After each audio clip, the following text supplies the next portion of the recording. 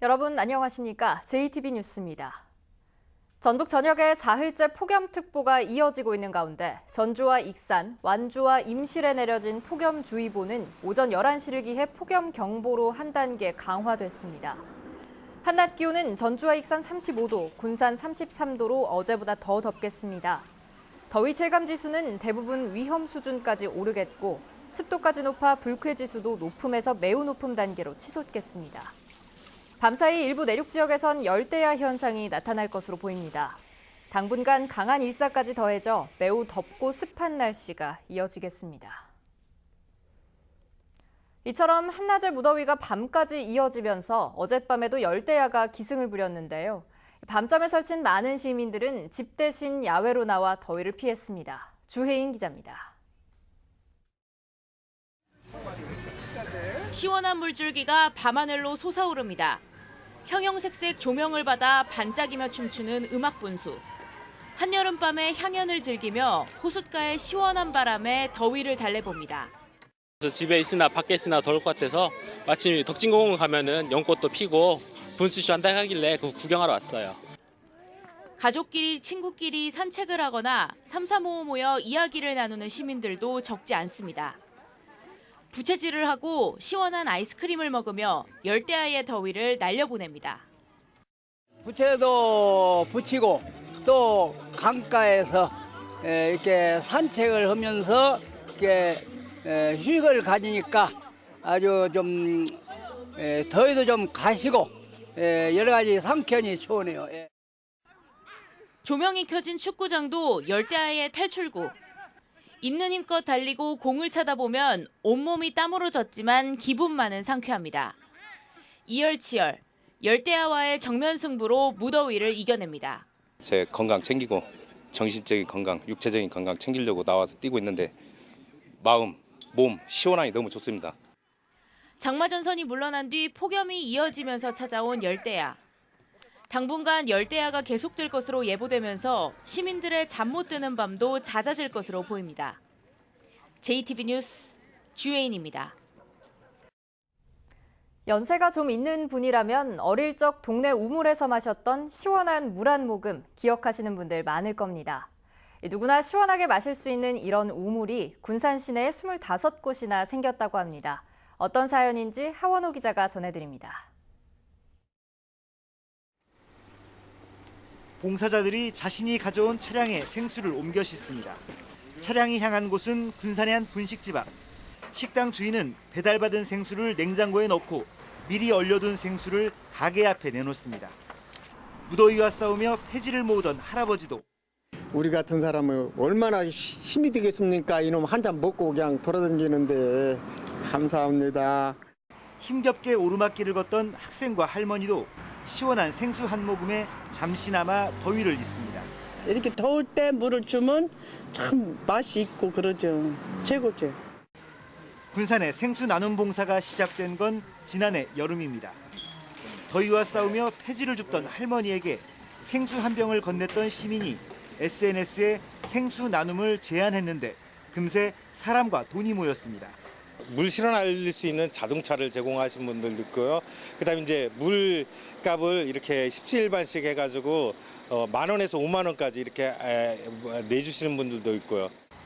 길 가는 나그네든 동네 사람이든 목마른 사람이라면 누구나 마실 수 있었던 우물처럼 군산 우물이라는 이름도 지었습니다.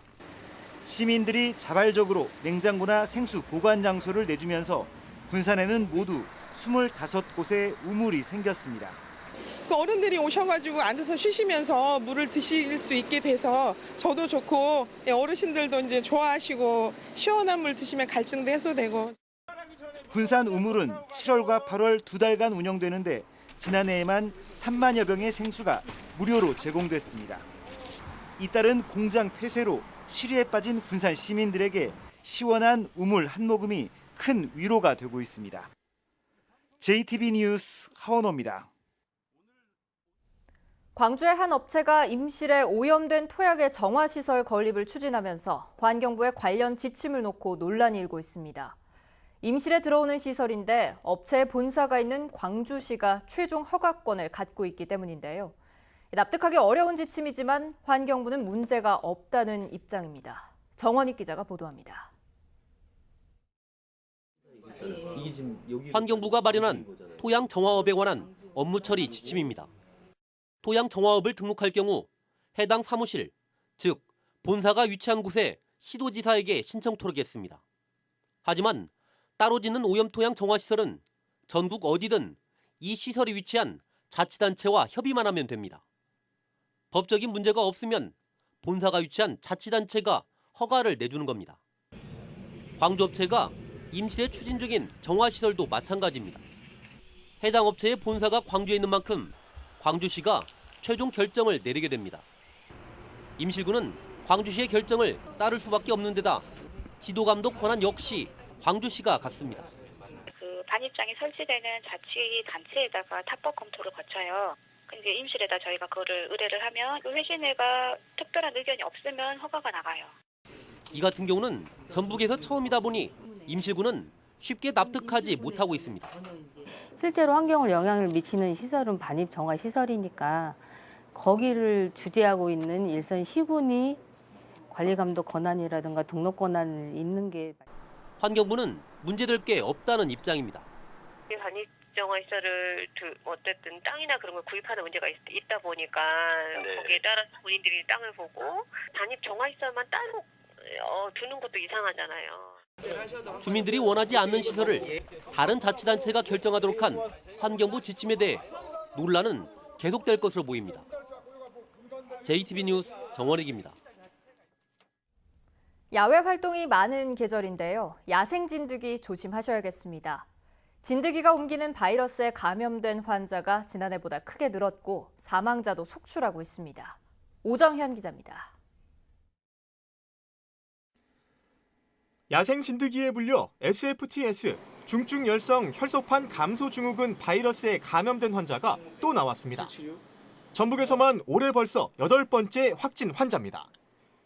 사망자는 5명, 모두 60대 이상 고령인데 야외 활동뿐 아니라 집에서 잔디를 깎거나 반려견을 쓰다듬다 진드기에 물린 사례도 있어 공포감은 더 커지고 있습니다. 최근에 내환동물에 달라붙은 야생 진드기가 사람에게 옮겨붙어서 감염시키는 사례들도 보고가 되고 있기 때문에 각별한 주의가 필요합니다. SFTS 확진 환자는 지난해 같은 기간 2명보다 4배나 늘었는데 사망자도 작년 이 기간 1명에서 올해 5명으로 급증했습니다. 일찍 시작된 여름 더위로 진드기 활동이 활발해진 게 이유로 꼽히고 있습니다. 진드기 감염병은 뚜렷한 치료제가 없어 물리지 않도록 주의하는 게 최선입니다. 야외 활동은 긴소매 차림으로 나서고 진드기 기피제를 사용하면 도움이 됩니다. 이런 수풀에 눕거나 앉거나 하지 않도록 하시고 또 집에 돌아오신 후에는 입었던 옷을 잘 세탁하시고 그리고 샤워를 통해서 우리 몸에 진드기가 있는지 없는지 꼭 확인하시는 게 필요합니다. 또 야외 활동 뒤 발열이나 구토 등의 증상이 나타나면 반드시 가까운 병원을 찾아 진료를 받아야 한다고 전문가들은 조언합니다. JTB 뉴스 오정현입니다. 국토교통부가 새만금 신공항의 위치와 규모를 결정할 용역에 들어갔습니다. 하지만 전라북도의 바람처럼 2023년 전에 완공되려면 갈 길이 멉니다. 권대성 기자입니다. 새만금 신공항에 대한 사전 타당성 연구 용역이 시작됐습니다.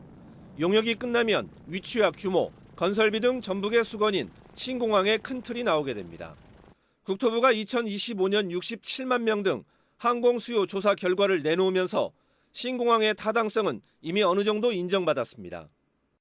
하지만 전라북도가 목표한 대로 2023년 세계 잼버리 대회전에 공항을 완공하기까지는 아직 갈 길이 멉니다. 당장 이번 사전 타당성 용역만 해도 1년간 진행될 예정입니다. 이후에도 예비 타당성 조사와 기본계획 수립 같은 절차만 밟는데 통상 3, 4년이 걸립니다. 2023년 전에 착공도 빠듯한 만큼 전라북도는 예비 타당성 조사 면제 같은 행정 절차의 획기적인 단축을 바라고 있습니다.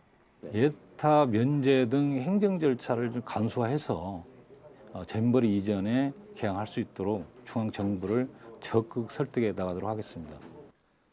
정부는 현재 내년도 예산안을 짜고 있는데 전라북도가 공항 건설을 앞당기기 위해 요청한 기본계획 수립비 25억 원을 아직 반영하지 않고 있습니다.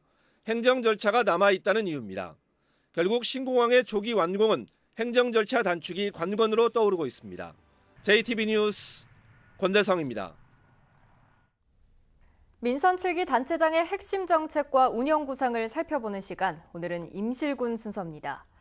이른바 군수들의 무덤으로 불린 임실군에서 재선에 성공한 신민군수는 500만 관광객을 유치하고 활력이 넘치는 임시를 만든다는 계획입니다. 이승환 기자입니다. 민선 7기 임실군의 최대 현안 가운데 하나는 옥정호 수변 관광도로 개설 사업입니다. 영농은 물론 일상생활에도 불편이 크고 지역 발전에 걸림돌이 되고 있기 때문입니다. 밭을이나 노른을 가려고 10km 이상을 돌아가야 되는 형편입니다. 그런 어려움이 많은데도 불구하고 저희같이 도로 현황이 안 좋은 그런 댐이 전국적으로 없다고 보고요. 임실군은 국가 예산 800억 원을 확보해 도로를 내고 성수산과 치즈 테마파크 자원도 활용해 관광객 500만 시대를 연다는 구상입니다. 옥정호 수변과 산악을 종합 관광지로 개발을 하고 성수산을 휴양과 힐링 중심의 군립공원 1호로 지정을 해서 명실상부한 관광 명소로 갖고 나가겠습니다. 노인들을 위한 임의용과 경로당 급식 지원, 공공 실버주택이 확대되고 봉황 인재학당을 통해 도시 못지않은 교육 환경을 조성하는 데도 계속 힘쓸 계획입니다. 신민군수는 농공단지와 더 많은 일자리를 통해 젊은이들이 찾아오는 활력 있는 지역을 만들어간다는 구상입니다. 오수와 관천 지역에 신규 농공단지를 조성을 하고 치즈 유가공 산업을 육성해서 젊은 층이 선호하는 음식과 관광이 접목된 새로운 일자리도 만들어 나가겠습니다. 그동안 단체장의 잇단 중도 낙마로 군수들의 무덤이라는 오명을 떠안아야 했던 임실 군민들이 재선 단체장을 선택하면서 또 다른 4년이 시작되었습니다. JTB 뉴스 이승원입니다. 일손이 부족한 구인업체와 일자리를 찾는 구직자들이 한자리에 모였습니다. 60여 년 전 발생했던 참사를 통해 장마철 재난예방태세를 다지기 위한 행사가 남원에서 열렸습니다. 나금동 기자입니다.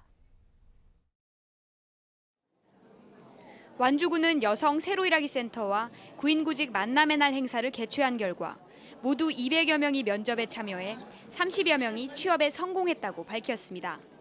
완주군은 입주기업의 구인난을 덜어주고 구직자의 취업을 돕기 위해서 실효성 있는 소규모 구인구직 행사를 분기별로 개최할 계획입니다. 1961년 장마로 저수지 제방이 무너지면서 110명의 주민이 숨진 남원시 200면에서 피해자들의 넋을 기리기 위한 행사가 열렸습니다.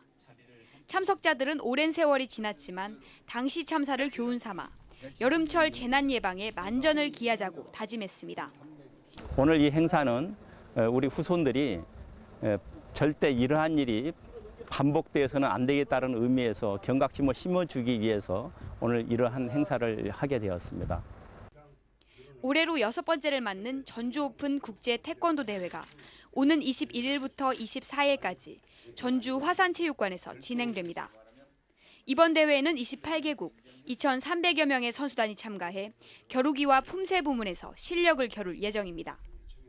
전라북도 자원봉사센터의 찾아가는 맞춤형 재능봉사단이 장수군 장수읍 안양마을을 찾았습니다. 봉사자들은 쑥둠과 네일아트, 의류탈취제 만들기 프로그램 등을 진행해 주민들로부터 높은 호응을 얻었습니다. JTB 뉴스 나금동입니다. 군산조선소 가동 중단과 한국잼 군산공장의 폐쇄 영향으로 전북에서 취업 한파가 이어지고 있습니다. 통계청에 따르면 지난달 전북의 취업자 수는 92만 9천 명으로 지난해 같은 달에 비해 6천 명 적었고 고용률은 59.2%로 0.3%포인트 낮아졌습니다. 반면 실업자 수는 2만 5천 명으로 지난해 같은 달에 비해 1,000명 늘었고 실업률은 2.7%로 0.2%포인트 높아졌습니다. 친환경 상용차 자율주행 전진기지 사업을 추진하고 있는 전라북도가 정부에 예비 타당성 조사를 신청했습니다. 이 사업이 예비 타당성 조사 대상으로 선정돼 사업성이 인정되면 전라북도는 내년부터 2023년까지 군산과 새만금에 2,200억 원을 투자해 상용차 자율주행 부품단지와 자율주행 실증도로 연구개발 기반을 구축할 계획입니다. 전라북도는 상용차 자율주행 전진기지가 조성되면 전북 자동차 산업 경쟁력이 한 단계 더 높아질 것으로 기대하고 있습니다. 군산경찰서는 휴대전화 판매 매장에 숨어들어 절도 행각을 벌인 혐의로 26살 강모 씨를 구속했다고 밝혔습니다. 강 씨는 지난 5월 20일 새벽 군산시 나운동 한 휴대전화 판매점에 환풍기를 뜯고 침입해 스마트폰 20대를 훔치고 지난 9일에도 같은 수법으로 소룡동의 휴대전화 매장에서 37대 스마트폰을 훔쳐 달아난 혐의를 받고 있습니다. 경찰 조사에서 강 씨는 훔친 스마트폰을 되팔아 챙긴 1,000여만 원을 생활비와 유흥비로 사용했다고 진술했습니다. 진안경찰서는 진안군청 소속 환경미 화원 36살 A씨를 강제추행 혐의로 불구속 입건해 사건을 검찰에 송치했습니다.